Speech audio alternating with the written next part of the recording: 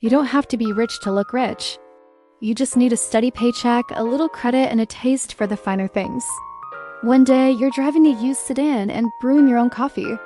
Then you get a raise, you upgrade, a nicer car, daily lattes. New clothes that feel more like the version of you you've always envisioned. It's subtle at first, like breathing in a bigger life, but then the margins start to shrink.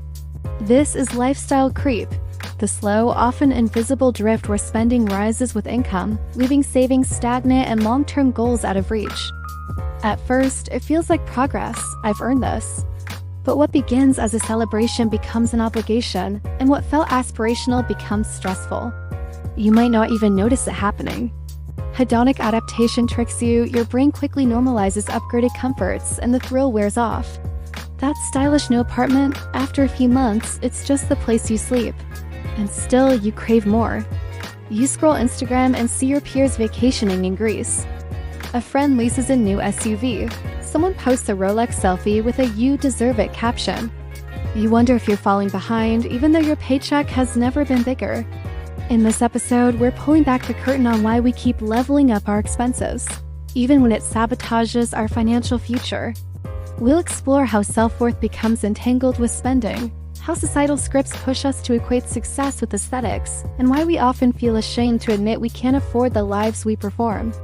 Stick around, because by the end, you'll have a clear roadmap to recognize lifestyle creep, reframe what wealth really looks like, and design a future built on peace, not performance. The emotional toll of trying to look rich is steep, and it's mostly invisible. Take Alex, a 32-year-old marketing manager earning $115,000 a year. After a promotion, she moved to a downtown loft, started dining out 3 times a week, and bought a luxury crossover SUV to match the new job. She posted about her success, received hundreds of likes, and inside felt like a fraud. She had $4,200 in credit card debt, 0 investments, and couldn't remember the last time she slept well. Or consider Jamal, a software engineer whose income doubled in 4 years. With each raise came a lifestyle bump: tech toys, home renovations, high-end fashion. But when his company hit layoffs, he realized he was 2 missed paychecks away from default. On the surface, he looked like he made it.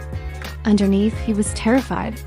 These are outliers. There are friends, coworkers, and maybe even ourselves. And it's not just financial stress, it's psychological. We chase external markers of success to fill internal voids. Psychologist Dr. David Kessler calls it grief shopping, spending to soothe what we haven't processed. Others fall into the arrival fallacy, the mistaken belief that the next thing, the raise, the car, the upgrade, will finally bring contentment. Instead, it moves the goalpost. And every step up the lifestyle ladder brings more to lose. Even our biology works against us. Dopamine spikes during purchase anticipation, not the possession itself, which is why the high fades fast. Meanwhile, we internalize scarcity mindsets from childhood. Money doesn't grow on trees. Save it for a rainy day, only to rebel with adult spending that says, "I'll never feel deprived again." But deprivation isn't the solution. Clarity is. That's why halfway through this episode, you'll take an honest inventory of your habits. Which expenses feel aligned? Which feel performative? If this moment is hitting home, drop a fire emoji in the comments. We've all been there. The goal isn't to shame, but it's to wake up. And you're not alone in this reckoning. So how do we break free? It starts with redefining the word rich. What if rich wasn't about cars, watches, or neighborhoods, but about freedom, peace, and presence? Enter conscious spending, the practice of aligning your money with what truly adds value to your life. We'll show you how to automate savings before lifestyle inflation kicks in, how to use joy audits to track emotional ROI on your purchases, and how to create a vision for your rich life, one based on values, not validation. Take Claire, who makes $65,000 as a graphic designer. Instead of upgrading her wardrobe every season, she saved for a month-long solo trip to Portugal. She lives in a modest flat but glows when she talks about surfing at sunrise. Or Rob and Tanya, a couple who make a combined $150,000 but drive a used Civic and invest nearly half their income. On paper, they don't look rich, but they just bought a rental property in cash. These are real flexes: autonomy, security, and options. We'll also dissect the difference between upgrades and anchors. Ask yourself, would I make the same choice if nobody saw it? If the answer is no, it's probably lifestyle creep. Late in the episode, we revisit the psychological tools, gratitude journaling to combat comparison, identity mapping to re-anchor your values, and designing systems that remove friction from good choices. And of course, we close with a challenge. Drop one lifestyle habit you're letting go of, or one new value-based goal you're embracing. Hit like, subscribe, and share if this sparks something in you. Because the most powerful shift you can make isn't in your budget, it's in your beliefs. You don't need to downgrade your life, you just need to upgrade your mindset. At the core of lifestyle creep is a psychological pattern wired deep into our brains. We're built for short-term dopamine, not long-term clarity. When we make a purchase, especially one tied to status, our brain fires off a quick reward, reinforcing the decision. But that spark fades fast, and so we chase the next one. This is called the dopamine treadmill, and it's why small luxuries often snowball into default habits.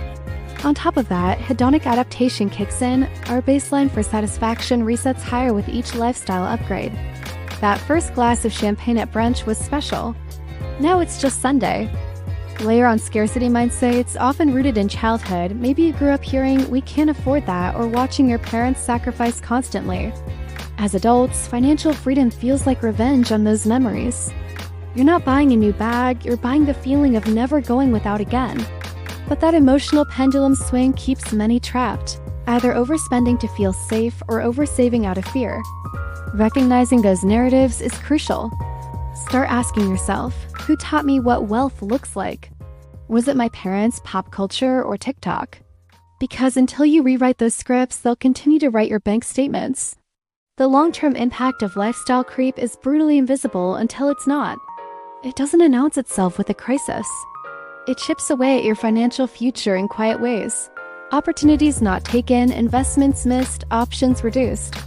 When every raise gets swallowed by a new expense, your net worth plateaus even if your income soars.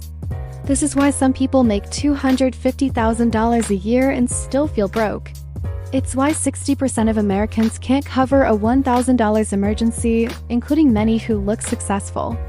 Left unchecked, lifestyle creep delays retirement, undermines financial resilience, and creates what we call financial fragility in disguise. You appear stable, but one life event, job loss, family emergency, illness, can spiral you into debt. But this isn't just about caution. It's about building real margin. And that starts with spotting the signs early. Ask yourself, do my expenses rise every time my income does? Am I saving more percentage-wise, or just more dollars but less proportionally? Does my current lifestyle require my maximum monthly cash flow just to maintain? If so, that's the edge of fragility. We'll explore a diagnostic framework you can use. Track your last 12 months of purchases and categorize them into functional, fulfilling, and for show. Most people are stunned by how much of their spending lives in that last column. If this feels familiar, you're not failing, you're just finally noticing the pattern. And that's power. Now, here's the good news. Lifestyle creep is 100% reversible. And escaping it doesn't mean cutting back to nothing. It means realigning with what you truly value. The fix begins with conscious spending. Budgeting not as restriction, but as permission to buy the things that matter most.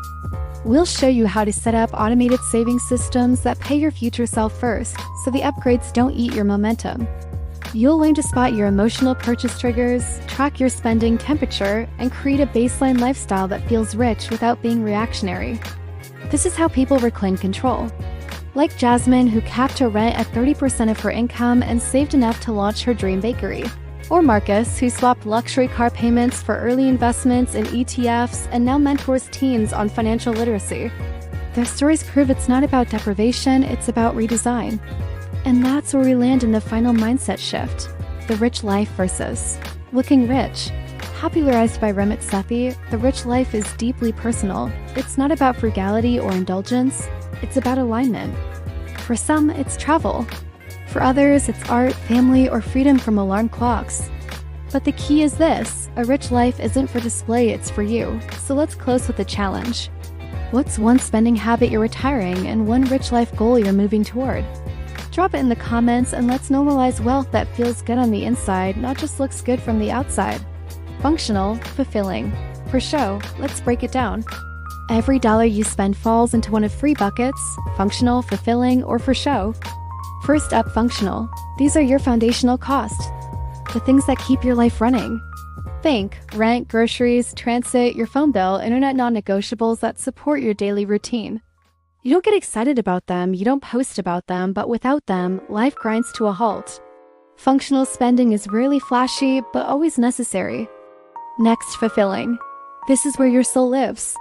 These are the purchases that align with your values, the things you look back on and think, yeah, that was worth every penny. It might be a watercolor workshop, therapy sessions, a trip to see your grandparents, or a guitar you actually play. Fulfillment spending doesn't scream status, but it echoes joy. And the key question here is, would I still spend on this even if no one ever saw it? If the answer is yes, that's a fulfilling expense. And finally, for show, this is the trickiest category. It's the spending that whispers, I want them to think I've made it. Maybe it's a luxury watch you rarely wear, an upgraded apartment you can barely afford, or a fifth pair of sneakers that just look good on the gram. These choices are often performative and less about how they make you feel, and more about how they make you look. And here's the test. If no one ever found out you had it, would you still want it? If not, you might be financing your reputation instead of your reality. So here's the challenge. Audit your last month. Label every expense. Was it functional, fulfilling, or for show? What you discover might surprise you, and it might just be the key to breaking free from lifestyle creep. Because wealth isn't built on what you earn, it's built on what you prioritize. Most of the time, we don't spend money because we need something. We spend because we feel something. And those feelings, those hidden emotional triggers can quietly hijack our financial plans. Let's talk about some of the biggest ones. 1. Stress spending. You've had a rough day. Work was brutal. You're exhausted. And suddenly, a $120 impulse cart at your favorite online store feels justified. You're not shopping, you're self-soothing. That little dopamine hit? It feels like control in a world that's anything but. But once the package arrives, the rush is gone and you're left with the bill. 2. Reward spending. Ever told yourself, I deserve this? That's reward spending. You hit a milestone promotion, tough week, finished a project, so you celebrate with something shiny. And there's nothing wrong with honoring your wins. The trick is, are you rewarding growth or coping with burnout? 3. Social comparison. You're scrolling TikTok. Someone your age just bought a Tesla, and others in Bali. You weren't even thinking about traveling. But now Expedia is open on a second tab. This is the why not me moment. We often spend to close the gap between our perceived success and everyone else's highlight reel. 4. Boredom and loneliness. It's late. You're alone. You're scrolling. Suddenly, a new gadget outfit or gadget outfit combo ends up in your cart. Why? Because it fills the silence. Emotional purchases during boredom or loneliness try to substitute stimulation for connection, but the effect is fleeting. 5. Guilt or insecurity spending. You miss a loved one's birthday, you buy them something expensive. Your partner's upset? You splurge to make it right. Emotional spending can become a way to manage guilt or mask insecurity. It says, see, I care or I measure up. But meaningful connection rarely comes in a box. So what do you do about it? First, start journaling or voice noting how you feel right before you spend. Over time, patterns emerge. Is it always after a stressful day, after seeing a certain friend's story? Once you spot the emotional cues, you can build pause points. 5 minutes, deep breath, a check-in. Ask, what am I really craving right now? You'll find that sometimes it's peace or validation. Or rest, not another delivery. Let's bring this back to 2 people who chose differently, who escaped lifestyle creep not by downsizing their dreams, but by redesigning their path. Meet Jasmine, 27, pastry artist. Living in a mid-sized city with big ambitions and a cinnamon roll recipe that could change your life. When she landed her first full-time gig out of culinary school, everyone told her to treat herself. She could have gone for the swanky loft, the designer uniforms, or a lease on something shiny. But Jasmine made a different decision. She capped her rent at 30% of her income, even when her peers were pushing 50%. She shared a duplex with a roommate. Used the smallest bedroom as her bakery test lab. Skipped the aesthetics and focused on the recipe. She automated her savings, did weekly farmers market stands. And slowly, her seed money grew. 2 years later, while others were still living paycheck to paycheck, Jasmine signed a lease not for an apartment, but for her own bakery. Her walls didn't scream luxury, but her shelves were lined with dreams. Because she didn't finance a look, she funded a legacy. Now meet Marcus, 31, software engineer by trade, educator by calling. After a big raise, Marcus almost pulled the trigger on a luxury SUV, a dream car, shiny enough to signal "I've made it." But something stopped him. He looked at the total cost, not just the sticker price, but the payments, insurance, the mental weight of staying up. Instead, he ran the numbers and made a decision that raised eyebrows. He parked that $800 a month car payment into ETFs every single month. Friends called it boring, safe, but Marcus knew what he was doing, building optionality.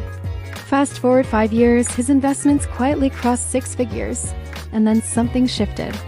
A local high school asked if he'd guest speak on compound interest. One class turned into a series, then a mentorship program.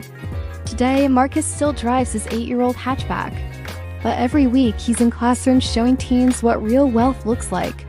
Because while some flex cars, Marcus flexes impact. If this episode helped you reframe your financial story, hit like, subscribe, and share it with someone who's ready to take their power back.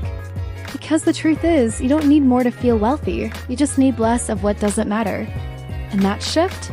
That's where your rich life begins. Thanks for watching the official FinFlix. See you in the next video.